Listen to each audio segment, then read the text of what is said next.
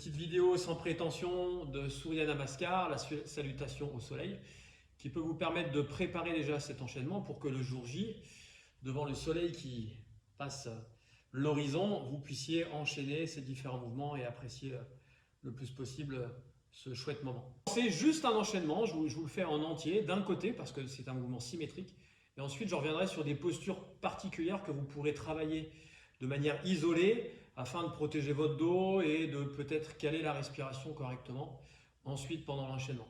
Allez, c'est parti.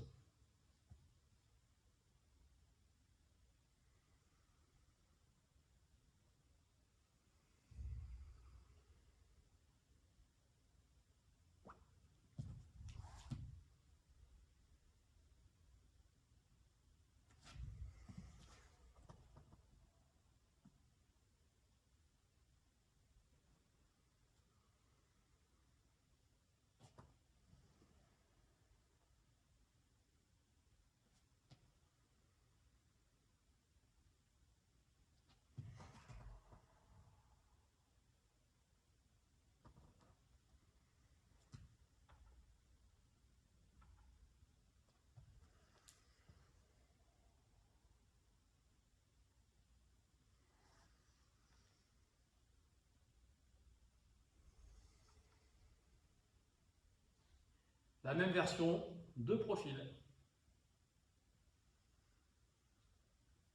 Inspiration. Expirez. Inspirez. Expirez. Inspirez. Blocage de la respiration. Expirez. Inspirez. Expirez. Inspirez. Expirez. Inspirez. Expirez. Quelques consignes particulières. Sur le premier mouvement, d'ouverture vers le ciel, en position de Tadasana au départ, pensez à contracter les fessiers et à rester engagé au niveau de votre bassin. Laissez pas le bassin partir trop en avant et les épaules trop en arrière. Vraiment gardez cet engagement des fessiers. Pour Anjaneyasana, quand vous reculez la jambe arrière, la droite ici, vous gardez surtout bien le genou à l'aplomb de la cheville. Pas trop loin devant, ni trop loin derrière. À votre guise. La jambe de derrière, soit vous mettez avec un pied en extension, soit vous mettez avec un pied en extension sur la pointe des pieds. Et vous rouvrez ici avec une base stable. Pour Adho Mukha Svanasana, vous allez repousser le sol avec les bras bien tendus, en élargissant vos épaules et en essayant de pousser les talons vers le sol. Pas d'inquiétude si ça ne touche pas. Mais repoussez bien ce sol avec vos bras. Regard ici au milieu, au sol de votre corps. Légèrement vers les pointes de pied. La posture de la planche. Pas de bassin en bas, donc engagement des abdominaux profonds, des fessiers également. Et on repousse bien encore le sol au niveau des bras, comme Adho Mukha Svanasana juste avant. Et puis vous laissez cette posture s'effondrer pour aller toucher les genoux et le menton. Pas de bassin qui descend. Certainement la posture sur laquelle il faut être le plus vigilant possible, Bhujangasana. Vous allez regrouper les jambes, engager les fessiers, garder le bassin en contact avec le tapis et juste vous redresser légèrement ici en faisant bien partir le mouvement des lombaires. Pour travailler, je vous conseille ce petit exercice. On a la même position de départ, bien engagé, et on essaye de tenir ici juste par la force des lombaires, qui est le signe que vous êtes vraiment engagé correctement derrière et que vous protégez votre dos.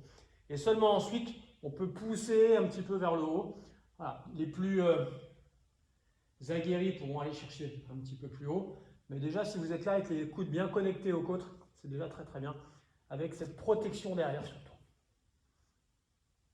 Derrière cette inspiration de Bhujangasana, On retourne les doigts de pied à l'arrière et on revient dans Adho Mukha Svanasana en repoussant bien le sol avec les bras et en poussant bien les talons derrière.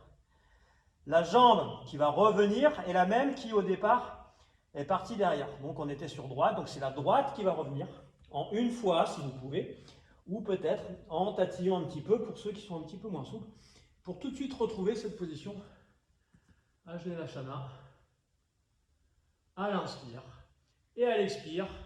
Avec un bon équilibre, on revient ici sur position tête en bas, tête aux genoux, pour terminer dans Utkatasana. Regard très très rapide vers l'arrière en même temps que les mains. Vous suivez les mains du regard. Inspire et expire, Namaskar au cœur. De cette fin d'enchaînement, vous pouvez ensuite recommencer depuis le départ, mais cette fois, ce sera la jambe gauche qui reculera et la jambe gauche qui réavancera pour la fin de cette série. Voilà, travaillez bien et rendez-vous samedi matin pour ce premier Surya Namaskar, 5h45 du matin.